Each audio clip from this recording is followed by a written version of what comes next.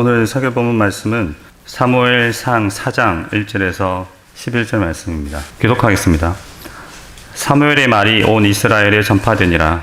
이스라엘은 나가서 블레셋 사람들과 싸우려고 에베네셀 곁에 진치고 블레셋 사람들은 아벡에 진쳤더니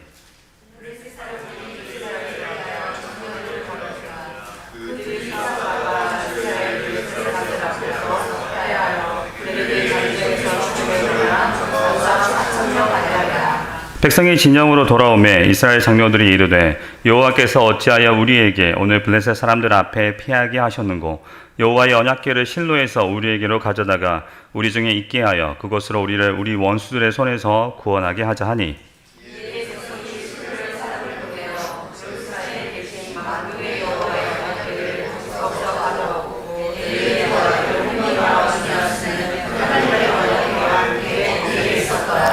여호와의 언약궤가 진영에 들어올 때에 온 이스라엘이 큰 소리로 외치매 땅이 울린지라.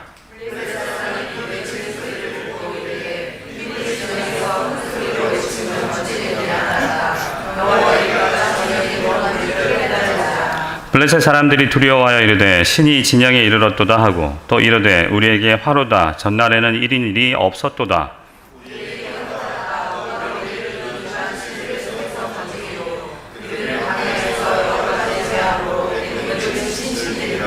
너희 블레셋 사람들아 강하게 되며 대장부가 되라. 너희가 히브리 사람의 종이 되기를 그들이 너희 종이 되었던 것 같이 되지 말고 대장부 같이 되어 싸우라 하고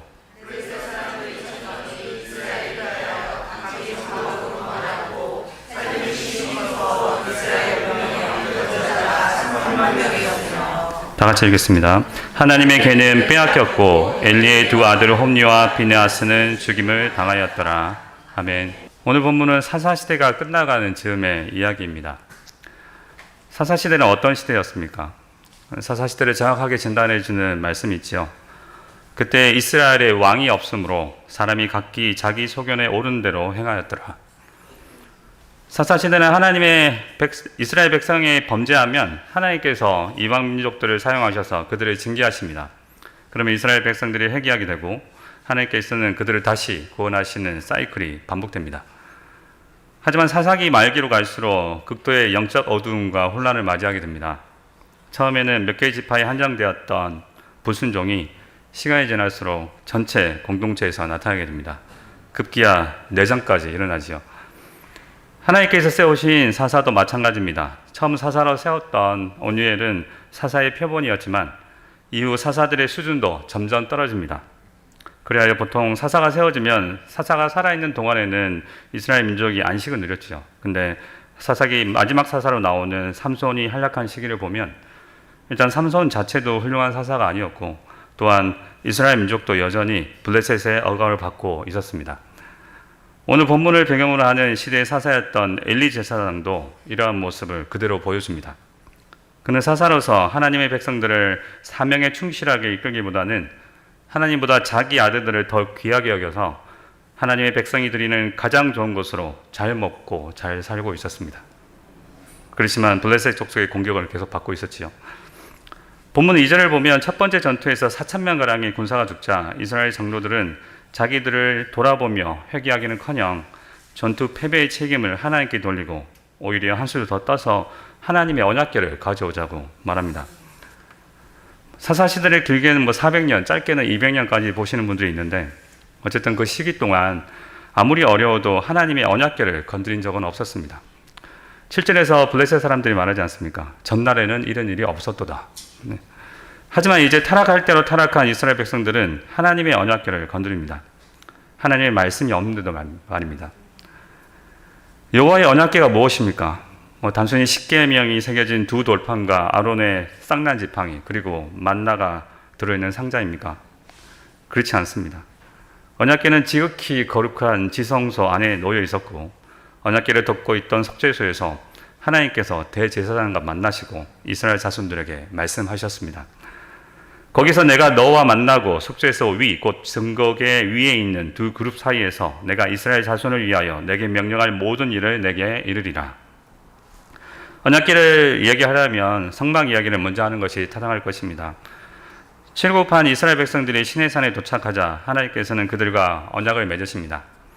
그런다 하나님께서는 모세를 따로 시내산 위에 부르셔서 이스라엘 백성들을 가르치도록 율법과 계명을 친히 주십니다.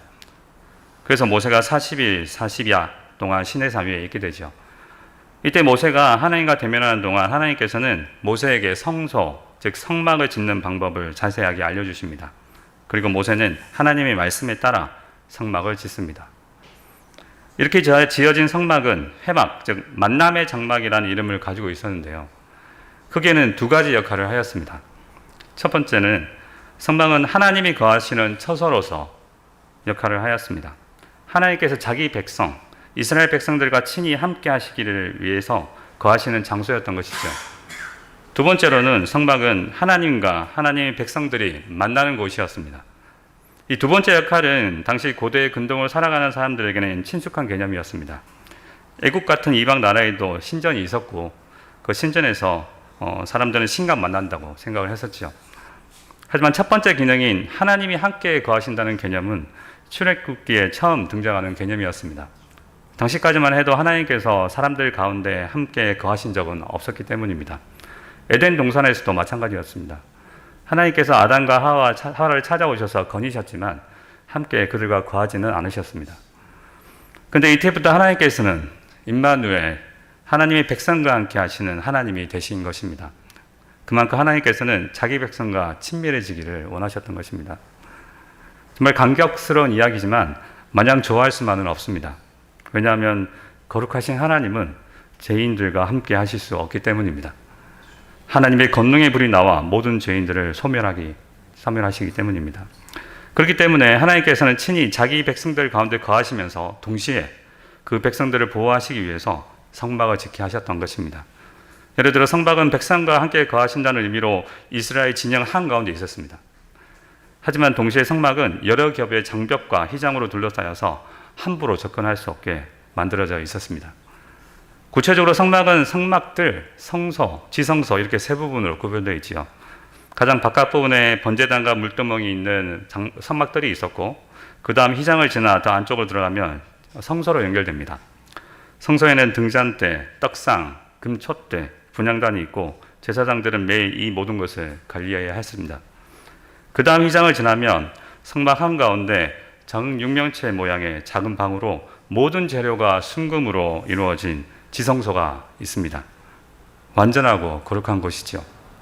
그곳에 언약궤가 있고 언약궤 위에 속죄소가 놓여져 있었습니다. 성막들에서 지성소로 들어갈수록 사용되는 재료도 차이가 납니다. 점점 더 값진 것이 사용되죠. 성막들에서는 금은동이 섞여 사용되지만 성소와 지성소로 들어갈수록 순금만 사용됩니다. 실로 짜서 만드는 재료와 기술도 마찬가지였습니다. 제일 바깥쪽 성막들에는 배를 짜는 기술, 성소에서는 술을 넣는 기술, 지성소에서는 그보다 더 정교한 기술과 값진 실들이 사용되었습니다. 그뿐입니까? 하나님께서는 성막에서 드릴 제사 제도를 주셔서 죄인들로 하여금 제사를 통해 제사함을 받아 하나님과 화목함을 누릴 수 있게 하셨습니다. 하지만 언약궤가 있는 가장 거룩한 곳 지성소 안에는 1년에 단 한 번 대제사장만 들어갈 수 있었습니다. 그런데 그런 언약궤를 이스라엘 백성들이 전쟁에서 이기기 위해 갖고 나갔던 것입니다. 3절 후반부를 다시 보면 이스라엘 장로들이 이렇게 말합니다. 여호와의 언약궤를 실로에서 우리에게로 가져다가 우리 중에 있게 하여 그것으로 우리를 우리 원수들의 손에서 구원하자 하니.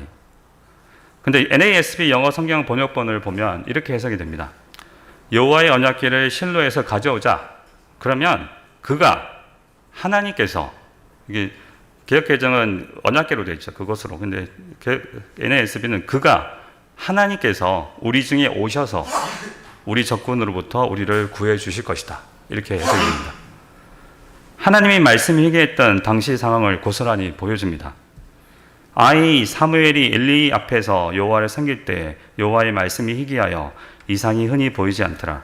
바로 앞장 3장 19절부터 보면 사무엘이 자라매 여호와께서 그와 함께 계셔서 그의 말이 하나도 땅에 떨어지지 않게 하시니 단에서부터 브엘세바까지의 온 이스라엘이 사무엘은 여호와의 선지자로 세우심을 입은 줄 알았더라. 여호와께서 실로에서 다시 나타나시되 여호와께서 실로에서 여호와의 말씀으로 사무엘에게 자기를 나타내시니라. 사무엘과 이스라엘 백성들을 정확하게 대비하면서 하나님께서는 사무엘에게는 말씀을 하시지만 이스라엘 범죄한 이스라엘 백성들에게는 말씀하지 않으시기 때문에 이들은 그 극단적인 방법으로 언약궤를 끌고 가려고 했던 것이죠.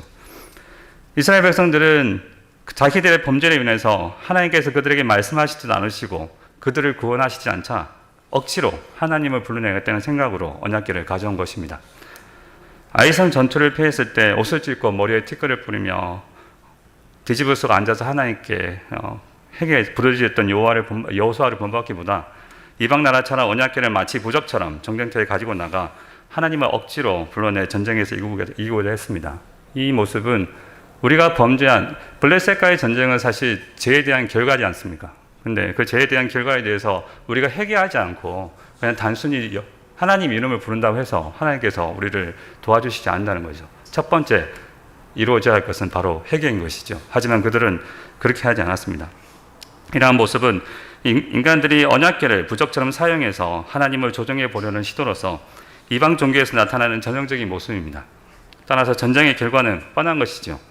자기 힘으로 싸웠을 때는 4,000명이 전사했지만 언약궤를 가지고 나갔을 때 하나님의 이름을 망령되이 일컬었을 때 하나님께서는 그들을 제압도 하지 않으시고 3만 명을 죽이셨습니다. 그리고 언약궤는 적군에게 빼앗기고 제사장 홈리와 빈나스도 죽게 되죠. 하나님의 심판이 더 크게 임한 것입니다. 사사기 곳곳에 이스라엘 백성들이 이러한 이방 종교 형태를 따서 하나님의 한심을 사려고 하거나 하나님을 조정해 보려고 하는 시도들이 있었습니다. 하지만 단 한 번도 성공한 적이 없습니다. 오히려 더 큰 심판이 임했지요. 하나님을 떠난 하나님의 백성의 영적 침체의 결과를 여과 없이 보여주고 있습니다. 사랑하는 여러분, 위에서 나눴듯이 하나님께서 이스라엘 백성들과 언약을 맺으시고 그들에게 성막을 세우시고 언약궤를 만들게 하심은 그들과 친밀하게 지내시기 위해 함께 거하시되 죄인인 그들을 보호하시고 그래서 하나님과 분리하게 하시고 또한 그들을 만나시기 위해 장차 영원한 어린 양이신 예수 그리스도를 통해 드려질 제사함의 제도를 예표하는 구약 제사를 통해서 그들의 죄를 사하시고자 하셨던 것입니다. 그래야 하나님께서는 자기 백성들이 언약 안에서 말씀에 따라 순종하며 하나님과 친밀한 인격적인 관계를 맺으며 날마다 조금씩 하나님의 나라를 확장시키기를 원하셨지만 그들은 구원을 베푸신 하나님의 말씀에 전인격적으로 순종하기보다 언약의 말씀을 거절하고 자기 욕심에 따라 하나님을 조종하고자 했고 결국 자기 죄를 지고 망하게 되었습니다. 사랑하는 여러분, 하나님께서는 여전히 당신의 백성과 친밀해지기를 원하십니다. 한 번도 마음을 바꾸신 적이 없으시죠. 그래서 구약시대 옛 언약 대신 예수 그리스도를 통해 새 언약을 맺으시고 마음으로부터 모든 하나님의 백성이 하나님을 알아 전인격적으로 전심으로 하나님과 교제하게 하셨습니다. 또 주께서 이르시되 그날 후에 내가 이스라엘 집과 맺을 언약은 이것이니 내 법을 그들의 생각에 두고 그들의 마음에 이것을 기록하리라. 나는 그들에게 하나님이 되고 그들은 내게 백성이 되리라. 또 각각 자기 나라 사람과 각각 자기 형제를 가르쳐 이르기를 주를 알라 하지 아니할 것은 그들이 작은 자로부터 큰 자까지 다 나를 알미라. 이를 위해 구약 성막이 예표했던 더 나아가 성전을 예표했던 성전 그 자체이신 그리고 나중에 스스로 대제사장으로서 하늘에 있는 성막으로 들어가셨던 새 언약의 중보자이신 그리스도께서 이 땅에 오셨습니다. 예수께서 대답하여 이르시되 너희가 이 성전을 헐라 내가 사흘 동안 일으키리라. 유대인들이 이르되 이 성전은 46년 동안에 지었거늘 네가 3일 동안에 일으키겠느냐 하더라. 그러나 예수는 성전된 자기 육체를 가리켜 말씀하신 것이라. 이 성전 되신 그리스도께서 오심은 성막과 마찬가지로 우리와 함께 하시기 위해서입니다. 보라 청녀가 잉태하여 아들을 낳을 것이요 그의 이름은 임마누엘이라 하리라 하셨으니 이를 번역한즉 하나님이 우리와 함께 계시다 함이라. 그리고 그분은 하나님의 백성 자기 백성들을 죄로부터 구원하십니다. 아들을 낳으리니 이름을 예수라 하라. 이는 그가 자기 백성을 그들의 죄에서 구원할 자이심이라 하니라. 또한 그리스도께서는 우리의 영원한 대제사장이시자 어린 양으로서 자기의 피를 가지고 단번에 하나님이 만드신 하늘의 성소에 들어가셔서 우리의 죄를 속량하셨습니다. 그리스도께서는 장래의 좋은 일의 대제사장으로 오사 손으로 짓지 아니한 것 곧 이 창조에 속하지 아니한 더 크고 온전한 장막으로 말미암아 염소와 송아지의 피로 하지 아니하고 오직 자기의 피로 영원한 속죄를 이루사 단번에 성소에 들어가셨느니라. 그래야 하나님의 백성 우리를 거룩하고 흠없고 책망 것이 없는 의로운 하나님의 자녀로 세우셨습니다. 이제는 그의 육체의 죽으심으로 말미암아 화목하게 하사 너희를 거룩하고 흠없고 책망할 것이 없는 자로 그 앞에 세우셨느니라. 그래서 우리는 그리스도 안에서 믿음으로 하나님께 하늘의 성소에 들어갈 수 있게 되었습니다. 그러므로 형제들아, 우리가 예수의 피를 힘입어 성소에 들어갈 담력을 얻었나니 그 길은 우리를 위하여 휘장 가운데 열어놓으신 새로운 살 길이요 휘장 곧 그의 육체니라.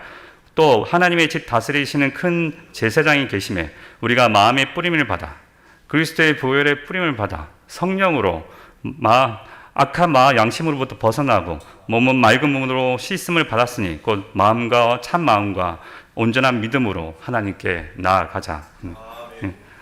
사랑하는 여러분, 구약시대 약속의 땅에서 이스라엘 백성들의 삶은 그리스도 안에서 이미 이 땅에 성령이 임한 하나님 나라에서 아직 임하지 않은 영원한 새하늘과 새 땅을 바라보며 믿음의 길을 걸어가는 우리의 삶을, 성도들의 삶을 예표해서 보여줍니다.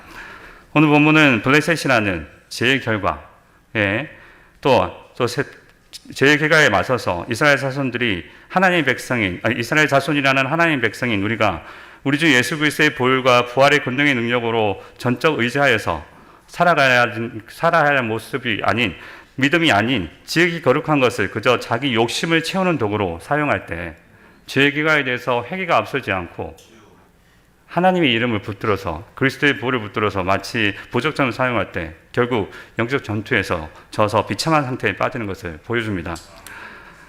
우리는 새 언약 안에서 새 언약의 중보자 되신 예수 그리스도의 보혈이 우리의 양심을 깨끗하게 하시고 죄와의 싸움에서 넉넉히 이기게 하신다는 것을 믿습니다.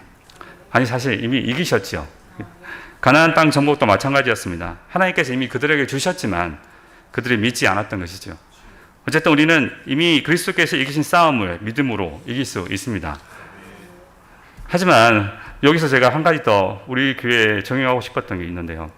주객이 전도되면 우리도 블레셋에 피한 이스라엘 자손과 같은 결과를 낳을 수 있다는 겁니다.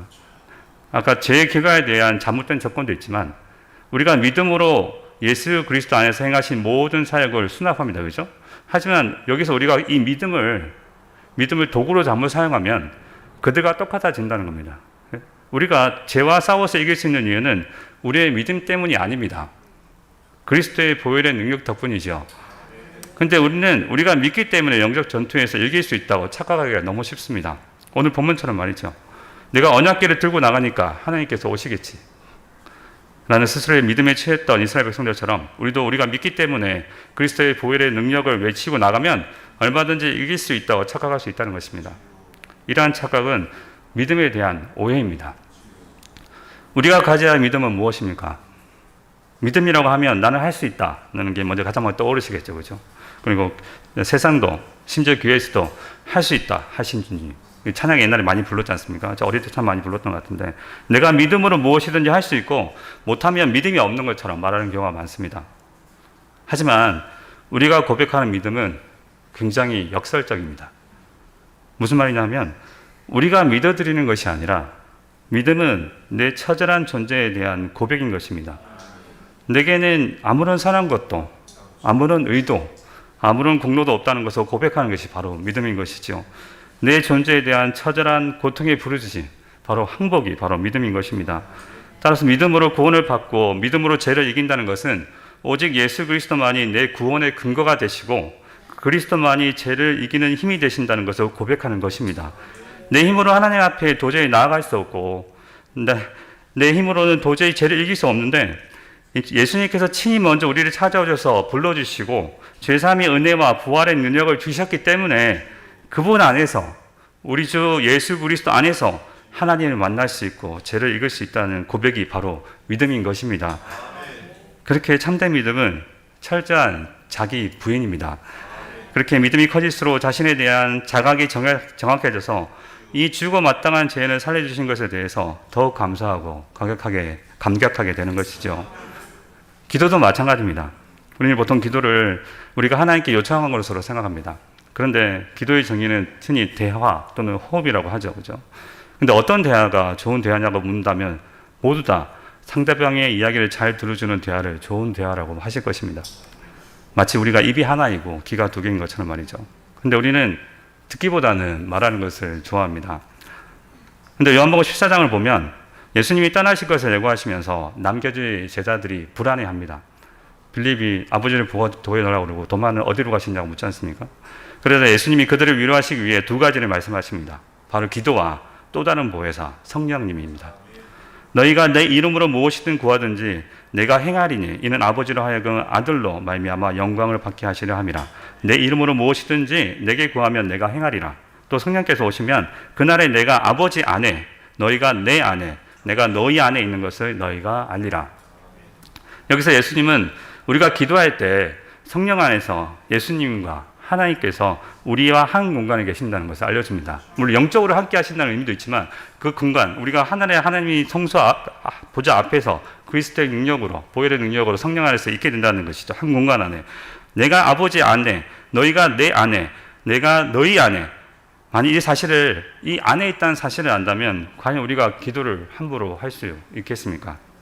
자기 말만 계속하고 했던 말만 계속 또 하는 그런 대화를 좋아할 사람이 어디 있습니까? 온 마음과 정성을 다해서 기도하지 않겠습니까? 주님의 뜻을 분별하기 위해 노심초사하면서 기도하겠지요. 자기가 원하는 것을 관철하기 위해서 기도하는 것이 아닌 오히려 하나님의 뜻을 확인받고 그에 따라 결단하는 시간이 되지 않겠습니까? 바로 기도란 믿음과 마찬가지로 자기 부인인 것입니다. 사랑하는 여러분, 말씀을 마무리합니다. 우리는 그리스도의 제사함의 능력과 죄를 이기게 하시는 부활의 능력을 믿고 살아갑니다. 하지만 오늘 본문처럼 이미 주신 승리 가운데서도 우리가 그 귀한 말로 형용할 수 없이 귀한 그리스도의 보혈을 마치 부적처럼 휘두면서 내가 변하지 않는지, 왜 내가 변하지 않는지 고민하고 있는지를 한번 돌아보시고 참된 믿음으로 자기를 부인하고 오직 그리스도의 보혈의 능력만을 믿고 기도로 하나님의 뜻을 구하여 철저히 순종함으로 영적 싸움을 싸워 승리하시는 그리스도의 보혈교회 성도님들 되시기를 우리 주 예수 그리스도의 이름으로 축원합니다. 아멘. 거룩하신 하나님 아버지, 오늘 이스라엘 백성들이 여호와의 언약궤를 자기 욕심대로 사용하여 거룩하신 하나님의 아버지를 조종하려다가 하나님의 심판을 받았던 모습을 통해 우리를 돌아보게 하시니 감사드립니다.